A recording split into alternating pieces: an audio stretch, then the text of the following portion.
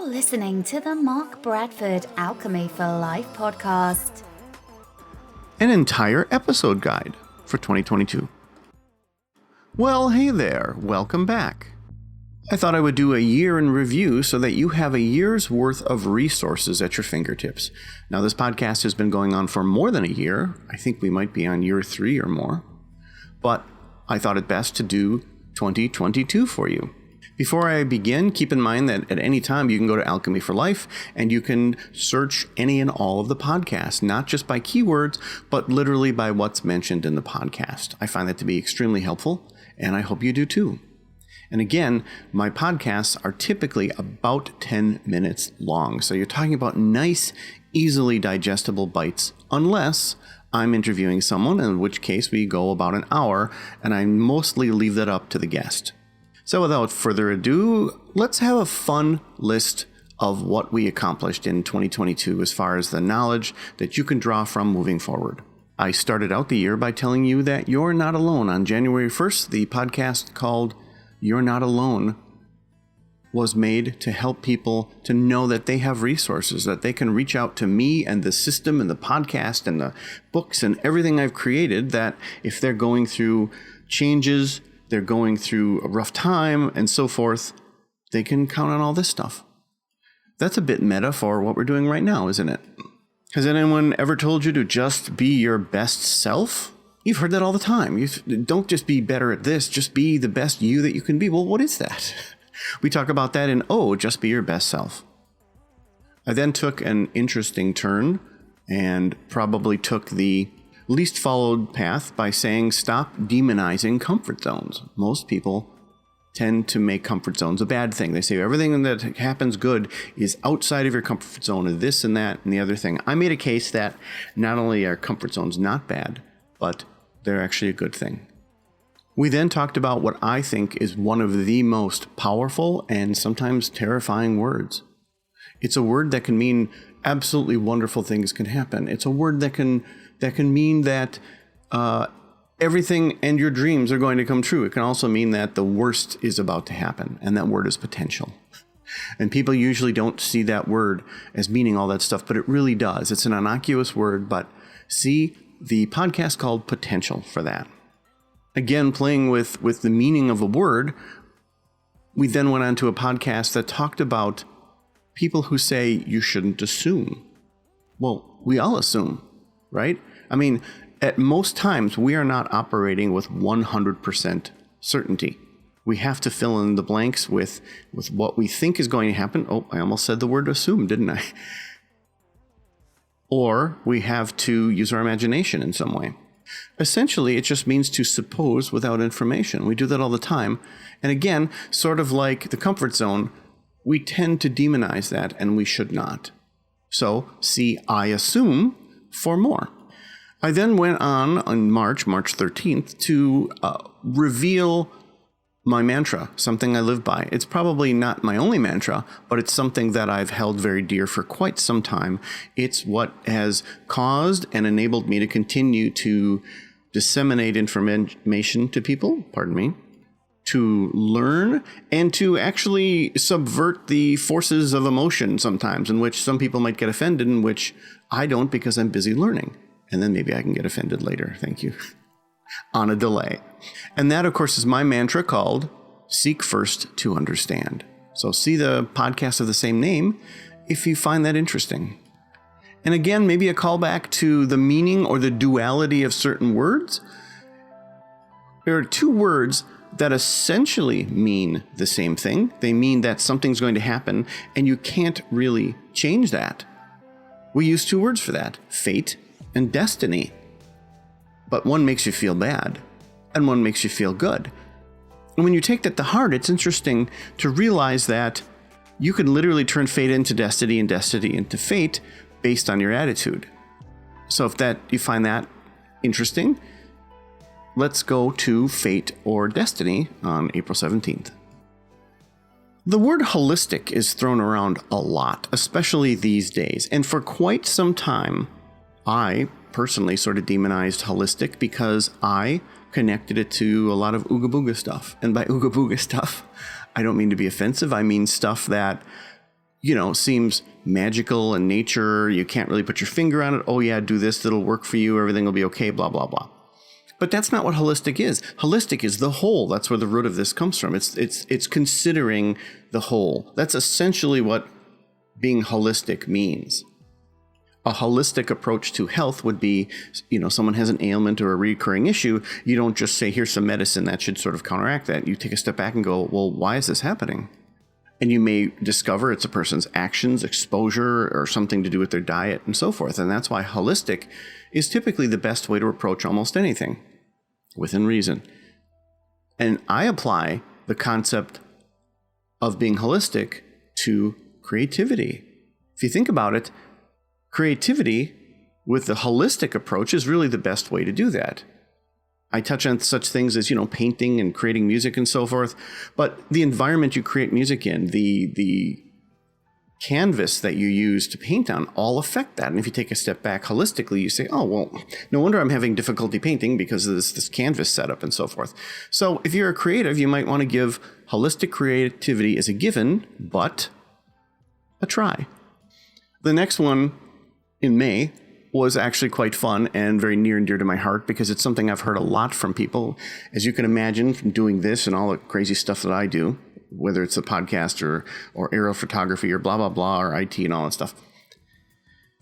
I hear a lot when I show something I've created to someone, which, sometimes they're rather impressed by it. Their default reaction is, how do you have time for this? In which case, basically what they're doing is saying, oh, well, I would do the same thing if I just had time for it. But they're using the wrong word. Of the three tenets of Alchemy for Life, time, energy, and resources, people typically get that one wrong. It's not time. It's something else. And it's not resources. Oh, well, I sort of narrowed it down.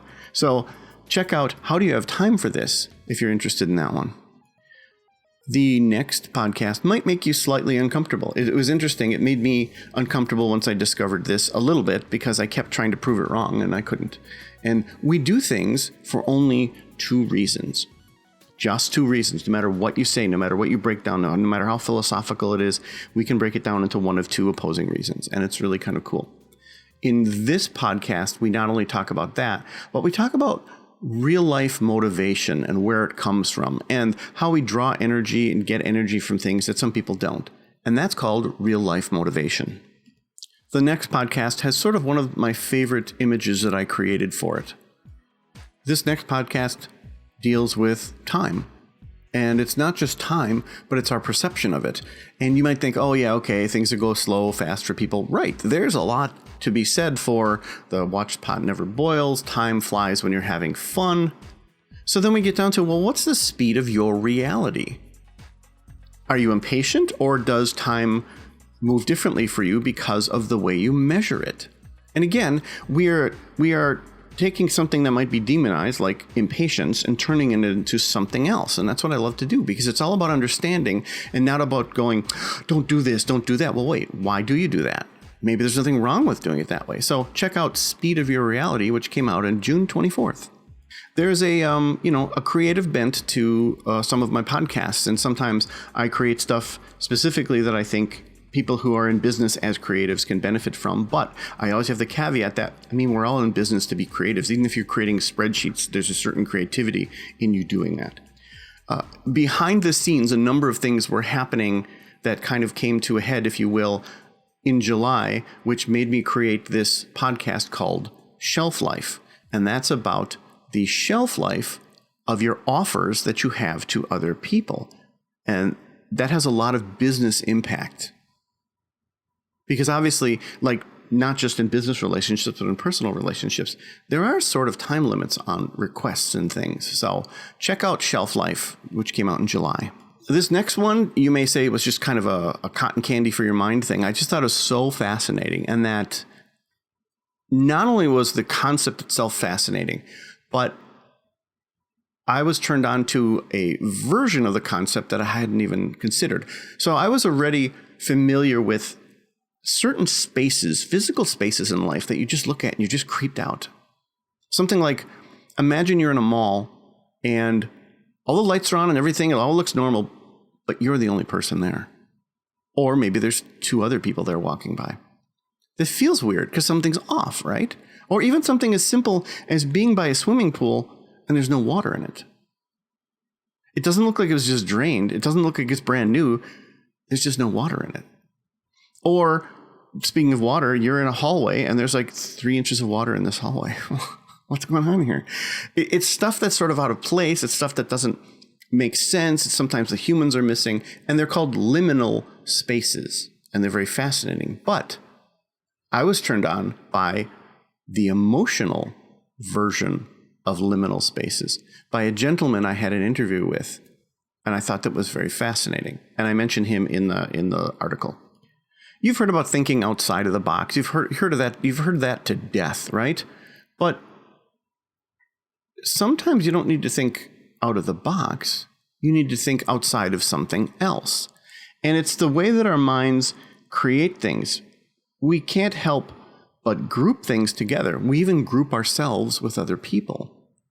And at the creation of this particular podcast, I had decided to leave a group I had been in for quite some time. And so in doing that, it made me think very, very thoroughly about this. And also I thought it's good advice for other people who may have just found themselves grouped together in one way or another that no longer makes sense. And it's called Think Outside the Group. Coming back to time, but really time, energy, and resources, this next podcast that came out in August talks about the length of your day. What's interesting to note is that at the time of this recording, a lot of studies are now coming out in which companies have converted over to 4-day work weeks, and they're staying on them, which is very interesting because there's a lot of data that suggests just how little work people do within our standard day, which was created quite some time ago. So you may find this very interesting, and it may save you actually a ton of effort. It's called the 4-hour day. People in the coaching space, which is where I am too, one of my feet is in there, talk about ambition quite often, I think. If you've ever done something or announced you're going to do something and the response was, well, that's ambitious, how does that make you feel? Kind of can go both ways. You might puff out your chest and say, well, yes, it is ambitious. I'm an ambitious person and it's going to happen. Or you might think they're saying, wow, you bit off more than you can chew. You're really going to do that? It seems like a bit much for you to do. If you are a solopreneur, if you are someone who creates stuff on your own, if you're sort of the driver, team leader, whatever, you may find that ambition may hijack your stuff. So to delve more deeply into that and its dangers, see Hijacked by Ambition. This next one's one of my favorites. It came out on September 5th. It's something I deal with all the time. It's something I am aware of almost on a daily basis for one reason or another, in some reasons bad, in some reasons good. And it's the concept of labels. Our brain creates them as shortcuts, typically. However, if you use them, you can get smarter or you can get dumber. And it depends on how you use them. So again, this is a fascinating discussion called If You Use Them, You'll Get Smarter or Dumber. Again, dealing with sort of the opposite of what you've learned. This next one, which came out in October, is about thoughts versus reality. We always talk about, think it into existence, and if you think it, it's going to happen in this and the other way. But this is sort of an interesting twist on mindfulness. So if mindfulness is important to you, or you've always found mindfulness to sort of be nonsense, whichever side of the fence you're on, you are probably going to enjoy thoughts versus reality, not what you think. It's been said many times that, if you don't measure something, you have no idea what's happening, right? In fact, there are studies that show that people who just start tracking what they eat automatically start losing weight. Or if a business asks employees questions and checks in on them, they start to do better just because they start measuring. But in my trademark twisting of things, I'm not just talking about measuring. I'm talking about what you're measuring.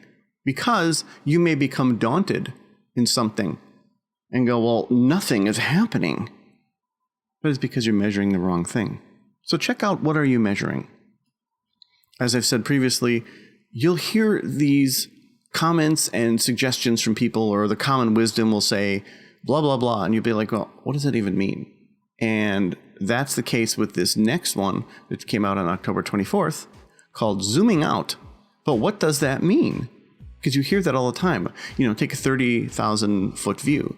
Well, what does that really mean? So this helps you to sort of go, oh, that's my 30,000 foot view in my particular task. In November, I put out a podcast that's sort of meta in the way that it says, hey, wait a second. The thing you need is right here. Because as you listen to all of these podcasts, and we're on over 215 as of this recording, thank you. Behind all this is an actual system I created to help you to get to your goals, and not just Alchemy for Life podcast, but Alchemy for Life coaching system and me. I'm here to help. And so that's what this one is called. It's called Taking a Step Back. So check it out. I like problem solving. I'm sure you do too. Some people like it more than others. Some people are genetically disposed to wanting to fix things. You could say, well, I'm a fixer, da da da da. Well, you may avoid conflict, or you may try to fix things so the conflict goes away. But this next podcast might make you go, and it's called The Tension of Disagreement. Getting back to measuring, I came out with a podcast about that word again. But in this case, it might be because you're daunted. And for me, it was something that I wanted to do. It was the scale told me some bad news, and I thought, okay, I'm tired of this. So I kind of threw myself onto a diet that I had gone on a while back to lose a few pounds. And I had actually recorded in my whiteboard. I erased my entire whiteboard and I started recording. And the reason I did that was because I had done something that this podcast told me not to do, which, of course, that's the cart before the horse, because I created the podcast to tell you not to do what I had done. And it's called, Did You Stop Measuring? This next one is a big gift for people who are creatives, solopreneurs, people who are time-oriented. This is a Christmas gift. And this is about the fact that when you have time-based skills, you will inevitably get better at it. You will inevitably be somebody who started doing this struggling, that it took you 2 hours to do it, maybe even took you longer depending on what the skill was or what have you. But you've been able to get it down to a percentage of what it was. Maybe it takes you half the time, maybe it takes you less. Maybe you've even built tools yourself, custom tools that allow you to do a thing in record time that no one else could do. Well, you'll find people don't value that. You'll find for the most part, people just simply go, well, okay, I'm going to pay you for 3 hours because it took you 3 hours. And you spent 10 years of experience getting those 3 hours down to 1 hour. That happens a lot with solopreneurs. You hear that all the time. So in the podcast called Time, Energy, and Resources, Widgets versus Service, we have a nice discussion about how you short yourself and how you get shorted by other people, and how all the effort that you've put into building your business shouldn't be thrown away because you're offering something faster and better than other people can. There were more podcasts, but I decided to put all of these standard podcasts together in a list like that. But here are some of the other podcasts I did that I separated. I did interviews and book reveals. My first interview of 2022 was Robin Castillo. This man is absolutely amazing. He is someone who is a trainer, a teacher, a coach. He follows holistic methods of doing things. He looks like a warrior monk. I found him on Instagram I just happened to stumble on some of the stuff, and he would do these push-ups from the most bizarrest of angles. He would push his body to do things like, oh yeah, you could do a pull-up, but what about this way?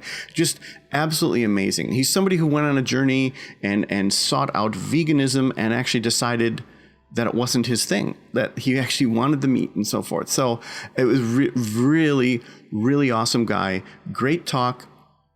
I didn't even approach him to say, why don't you jump on my podcast? He wasn't one of the many people who come to me to say, hey, can I be in your podcast? And, there are lots of times, and I tend to turn down a lot of people, especially people who are kind of in that same space of coaching.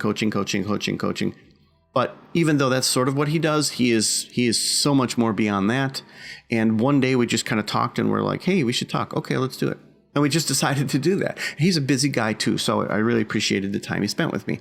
So in January, Castillo Movement, and I'm saying Castillo wrong, check out my interview with him. Awesome person. In April, I ended up having an interview with someone who is just hilarious. And for me to say that, that's a massive compliment because I'm just hilarious. Thank you. No, but seriously, this is someone that I actually saw on, I think it was Britain's Got Talent, and he was like a first runner-up. He had done so well. He had just wowed the judges. They had compared him to the humor of some well-known people and so forth. He is someone with not only tremendously dry humor, which is hard to get right without being annoying, and he's not annoying, but also someone who's actually a very good magician in his own right. And he does two things that are extremely difficult to combine. It's hard enough to be funny. It's hard to be a convincing magician, but when you combine the two, it's really impressive. We had a great talk, and he was one of the only people that when we got to around the hour mark of chatting, where I say, look, I promised an hour and that's it. He said, no, let's keep talking. He was having such fun. We were turning into a philosophical discussion, and it was just so fun. And he is Hockenberg, the king of birds. You're going to hear more about him in 2023. I also announced a free group coaching opportunity, which I then pursued and really had a really good time with single dads, coaching a group of single dads on time, energy, and resources. The nice thing about that was that I am also relatively uniquely qualified, in which raising my kids by myself full time as a solopreneur and single dad, I certainly got to see that world for a number of years.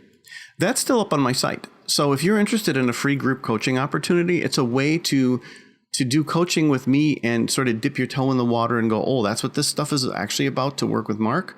I'm working in small groups. I try to keep it to, I think that would be eight people. I do it through video, so it doesn't matter where you are. And it's once a week for 1 month as sort of a primer. So check it out on the site. And you can also listen to the podcast called Free Group Coaching Opportunity. I announced in September the release of my latest book, which was number 8. This one was once again going back to nonfiction after my trilogy of fiction. And this book is about the 3 ways, the 3 languages we use to communicate with ourselves and others. And it's called 3 Voices. So if you're interested in this book, if you've heard about it, if you clicked on it, if you've seen me on Instagram, you want to actually hear it from the horse's mouth, that would be me, feel free to listen to this short discussion on this book called New Book, 3 Voices. It's interesting to note that I had really only the 2 published interviews on the podcast site.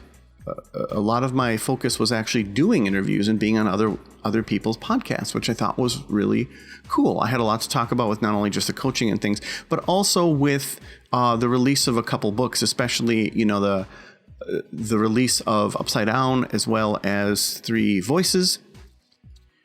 So again, as I always do, I apologize for going over my 10 minutes, but I can't really do a year in review in 10 minutes. That would be absurd. So thank you for listening to this. I really do hope you listen to this and at least listen to one of the other podcasts. If this is your first podcast, hello. I hope you go back and listen. There are, like I said, over 200 to choose from. Again, they're really easy to digest. They're only about 10 minutes a piece unless I interview some people. I've had some really amazing interviews. And like I said, I was one of the last interviews that the late John McAfee did. And it is amazing. And I feel so lucky, so blessed, so fortunate to have been able to speak with him before his passing. Really, really amazing stuff. Since I recorded this in advance, there may be another podcast that comes out in December of 2022 before you hear this. And if so, sorry, I missed that one. But regardless, I'm going to say I hope you have and or had a Merry Christmas and good holiday.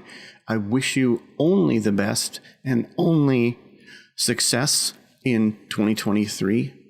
I think that having knowledge, which is why the seek first to understand mantra is so prominent in my life, is what really saves you from having to deal with depression and having to deal with, being daunted by things and failing and stumbling and being confused. I mean, just trying to understand can be exhausting, but it can also be very rewarding.